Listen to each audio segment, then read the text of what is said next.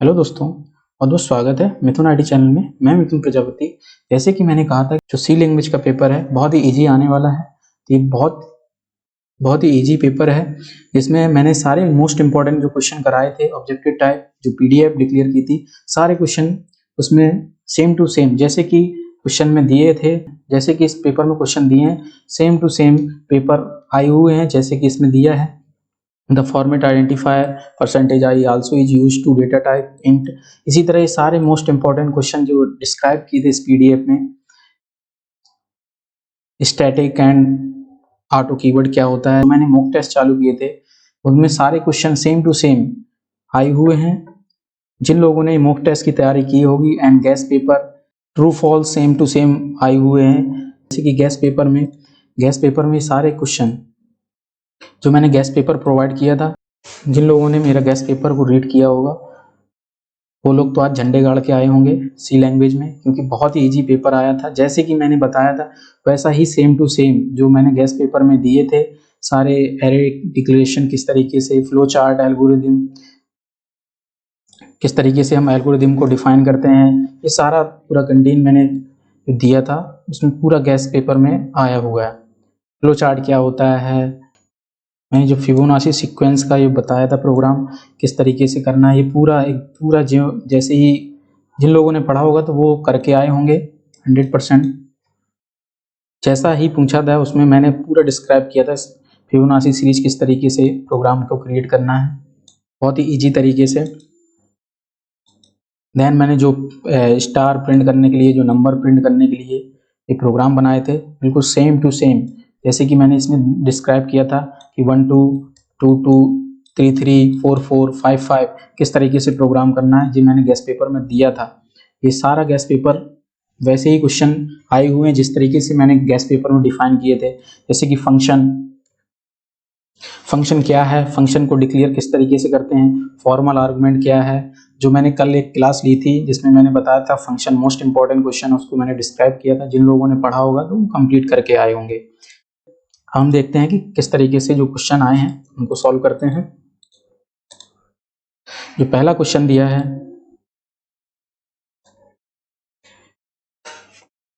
निम्नलिखित में से कौन सा वैध वेरिएबल नेम डिक्लेरेशन है, which of the following is not a valid variable name declaration. तो इसका आंसर क्या होगा, answer is A, int A B C, ये डिक्लेयर किया गया सही, ये भी डिक्लेयर किया गया, ये भी सही डिक्लेयर किया, तो answer is A.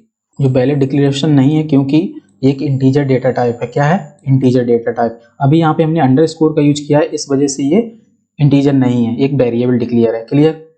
Next question जो दिया था, तो इसका आंसर क्या होगा, जो दिया है the format identifier percentage E also is use data type, answer is C, int data type. Clear. Next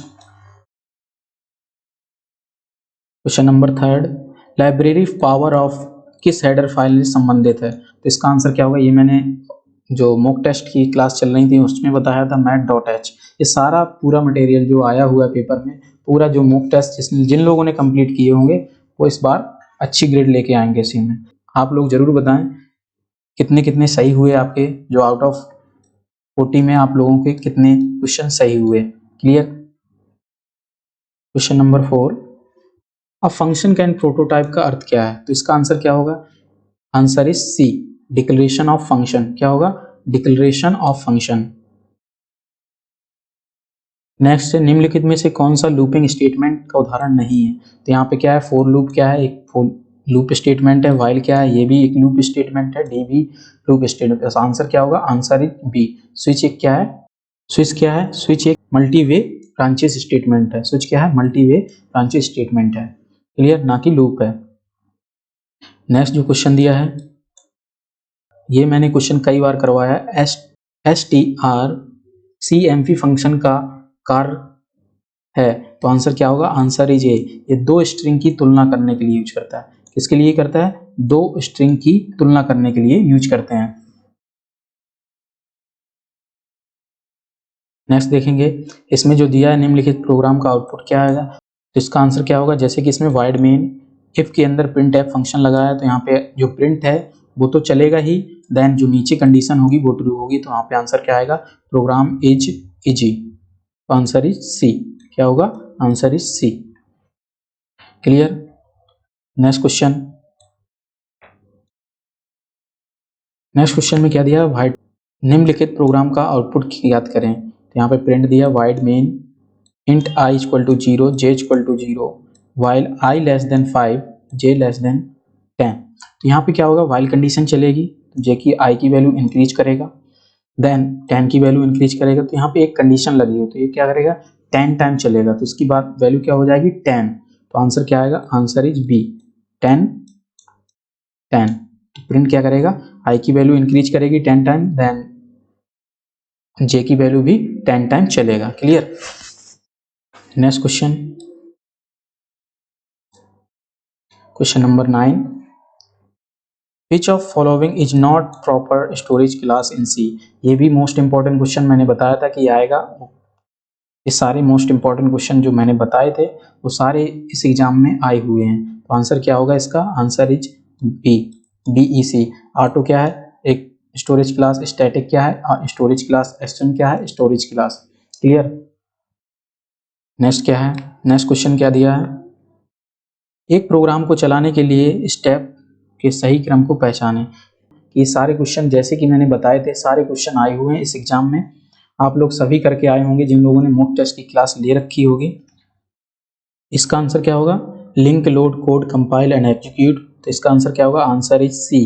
code होगा पहले, फिर कंपाइल करेंगे, फिर लिंक करेंगे, फिर लोड होगा, फिर एग्जीक्यूट होगा। तो क्या करेगा? सी। Answer is C. इसमें क्या करेगा?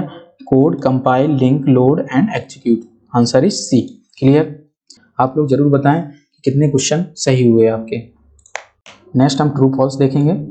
सी प्रोग्राम को कंपाइलर की सहायता से मशीन लैंग्वेज में परिवर्तित किया जाता है। तो इसका आंसर क्या होगा? Answer is true. क्या होगा? ट्रू, क्योंकि कंपाइलर जो हाई लेवल लैंग्वेज को मशीन लेवल लैंग्वेज में कन्वर्ट करता है। नेक्स्ट क्या था? कीवर्ड रिक्त सी इज डेटा प्रकार। The keyword void is a data type in C. तो इसका आंसर क्या होगा? Answer is false. क्या होगा इसका answer? Is false. Next question 2.3। Function को मान या संदर्भ द्वारा बुलाया जा सकता है। तो इसका आंसर क्या होगा? इसका आंसर क्या होगा? Answer is true. नेक्स्ट क्या था? 2.4। यदि फंक्शन के लिए रिटर्न प्रकार निर्दिष्ट ना किया जाए तो यह इंट डिफॉल्ट करता है। If return type for a function is not satisfy is default is not. तो इसका आंसर क्या होगा? Answer is true. क्या होगा? Answer is true. डिफॉल्ट में क्या करता है? Integer. Next question, are the expression is star P plus plus and P. ये मैंने क्वेश्चन जो 2 दिन पहले क्लास हुई थी उसमें बताया था। तो इसका आंसर क्या होगा? Answer is false. ये सेम नहीं है। Clear? Next question 2.6। Malloc return null if false to allocate the requested memory. तो इसका आंसर क्या होगा? Answer is true. नेक्स्ट क्या है? 2.7। a union cannot be nested in a structure। इसका आंसर क्या होगा? Answer is true. Answer is true. Next question 2.8। an array is fixed size non sequential collection of element of the different data type। तो क्या है? Non sequential collection of element the different data type. तो ये different data type नहीं होगा। Answer is false. Next question, ftel return the current position of the pointer in file string। तो इसका answer क्या होगा? Answer is true. क्या होगा? Answer is true. Next question था 2.10। Bit field can not be used in union. तो इसका answer क्या होगा? Answer is false. क्या होगा? Answer is false. क्लियर? 3.1 का फंक्शन इट कॉल सेल। इसका आंसर क्या होगा? Answer is D. इन लोगों ने मॉक टेस्ट किए होंगे, ये सारे क्वेश्चन बहुत ही जल्दी कर लिए होंगे। तो आंसर क्या होगा? Answer is D. Clear? And logical and operator, तो यहाँ पे क्या होगा? E. Read a character from a file. इसमें क्या पूछा है? Read a character of from a file. तो इसका आंसर क्या होगा? Answer is I, get C. Clear? इसके द्वारा हम क्या करेंगे? Read a from a file. एक फाइल के कैरेक्टर को रीड करने के लिए हम गेट सी का यूज करते हैं। Type name is expression. तो यहाँ पे आंसर क्या होगा?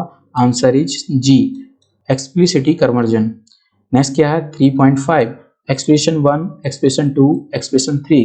तो यहाँ पे क्या होता है, टर्नरी ऑपरेटर होता है, जो जिसे क्या बोलते हैं यहाँ पे क्या होगा, answer is F, conditional operator. ये क्या होता है, टर्नरी, जिसमें 3 ऑपरेंड जो एक्सप्रेशन दिए होते हैं। Clear. Next question 3.6 dynamic memory allocation. तो किसका आंसर क्या होगा, जो एलोकेट करता है मेमोरी को, तो क्या है, answer is C, malloc function. Clear. Next क्या है 3.7 copies one string over another. Copy करने के लिए कौन सा आंसर क्या होगा इसका, answer is M, strcpy function के द्वारा हम कॉपी करते हैं। Clear. Next 3.8 defining the symbolic constant. Symbolic constant define करते हैं किसके द्वारा, तो आंसर क्या होगा, answer is A, hash define. Next 3.9 string constant क्या है, answer is J, final quotes के अंदर लगा है, तो ये क्या है, string constant. Next 3.10 read an integer from a file. Read करने के लिए इंटीजर फाइल किसके लिए करते हैं, answer is B, get W. ये क्या होता है, राइट करने के लिए, बट लेकिन यहाँ पे आंसर क्या होगा, गेट डब्ल्यू। इंटीजर फाइल को रीड करने के लिए कौन सा यूज करते हैं, गेट डब्ल्यू फंक्शन। क्लियर। अब हम देखेंगे filling the blanks. C program the smallest individual unit are known as. तो जो स्मॉलेस्ट यूनिट होते हैं सी में किसे बोलते हैं, आंसर इज एम, टोकेंस को क्या बोलते हैं, टोकेंस। इसका आंसर क्या होगा, एम।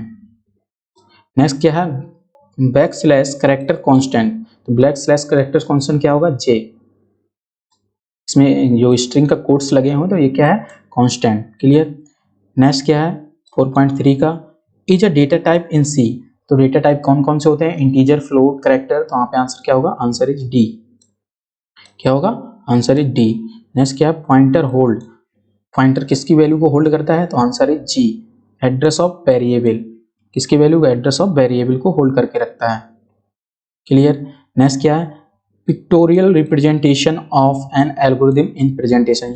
ये कई बार मैंने क्वेश्चन करवाया था, जो मॉक टेस्ट सीरीज चल रही थी उसमें कई बार ये मैंने क्वेश्चन रिपीट करवाया था कि मोस्ट इंपॉर्टेंट क्वेश्चन है। इसका आंसर क्या होगा, answer is A, flow chart. क्या होगा, flow chart. Next question the implicit type conversion is a type conversion. तो इसका आंसर क्या होगा, ऑटोमेटिक। क्या होगा, automatic, B. Multiway decision statement in C known as. तो ये मल्टीवे डिसीजन स्टेटमेंट होता है, क्या होता है, answer is E, switch statement. क्या होता है, स्विच स्टेटमेंट। नेक्स्ट क्या है 4.8 an array is fixed size sequential collection of element of the data type. तो इसका किसका कलेक्शन होता है, same data type, similar data type. Clear. तो आंसर क्या होगा, आंसर इज एच। आंसर क्या होगा, answer is H. Next question क्या है 4.9 in user defined function definition is also known as a function. इसका आंसर क्या होगा, आंसर इज एल। क्या होगा, L, has defined. A pointer that is pointing to nothing is called pointer. तो इसका answer क्या होगा, आंसर इज के, नल पॉइंटर। क्या होगा, के, नल पॉइंटर। क्लियर। आप लोगों को जरूर बताएं कितने सही हुए आपके क्वेश्चन 40 में। जो सेकंड पार्ट था उसमें क्या पूछा था, what do you mean by algorithm are import the problem solving write a algorithm find the factorial number of integer number. तो यहाँ पे मैंने जो प्रोग्राम बनाए थे, जिस तरीके से मैंने बताया था पीडीएफ में कि एल्गोरिथम किस तरीके से सॉल्व करते हैं स्टेप बाय स्टेप, जो एल्गोरिथम एंड फ्लो चार्ट के बारे में जो मैंने बताया था आप लोगों को, किस तरीके से हम स्टेप बाय स्टेप सॉल्व करते हैं। जैसे कि इसमें इस तरीके से दिया था, स्टेप बाय स्टेप सॉल्व करके फैक्टोरियल नंबर निकालना था। क्लियर। आप लोगों ने इजीली कर लिया होगा जिस तरीके से मैंने बताया था। इस तरीके से आपको ग्राफिकल रिप्रेजेंटेशन करना था। नेक्स्ट क्या था, how declare the structure variable in C, explain the concept of array structure and array within a structure suitable example. एक एग्जाम्पल देना था जो एरे का था। क्लियर। नेक्स्ट क्या था, explain the concept of multiway decision statement in C language. तो यहाँ पे क्या है, स्विच स्टेटमेंट का एक एग्जाम्पल देना था, nested switch statement as suitable the example. Clear. Next क्या था कि फंक्शन क्या है, जो मैंने कल जो वीडियो डाली थी उसमें मैंने बताया था कि मोस्ट इंपॉर्टेंट क्वेश्चन है जो फंक्शन आएगा जरूर, तो इसमें आया है। एंड फिबोनाची सीरीज, ये सारे क्वेश्चन आपके आए हुए हैं। अगर आप इस चैनल में नए हैं तो प्लीज़ सब्सक्राइब जरूर करें एंड लाइक करें।